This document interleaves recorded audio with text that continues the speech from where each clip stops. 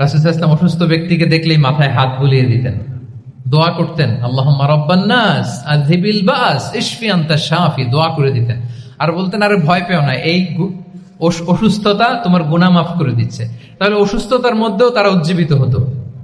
আমরা মানুষকে আশাবাদী করব, ভয় দেখাবো না। অসুস্থ মানুষকে ভিজিট করতে গেলে আপনারা কি করেন? ভয় দেখান নাকি? না, আশাবাদী করবেন, বলবেন যে আরে কি অসুস্থতা, আপনার দেখে দেখে অনেক সুস্থ লাগতেছে, বলতে পারবেন না? কিন্তু আমরা কি করি?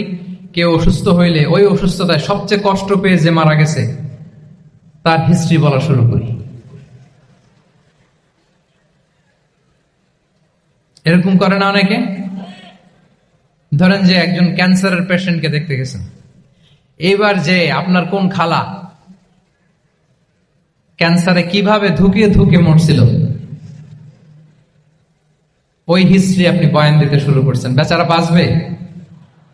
যা একটু সুস্থ ছিল ওইটাও তো অসুস্থ বানাই দিচ্ছেন। কি বলেন? তাহলে ইসলাম আমাদেরকে আশাবাদী করে। প্রিয় ভাই এবং বোনেরা, কি করে? আশাবাদী করে।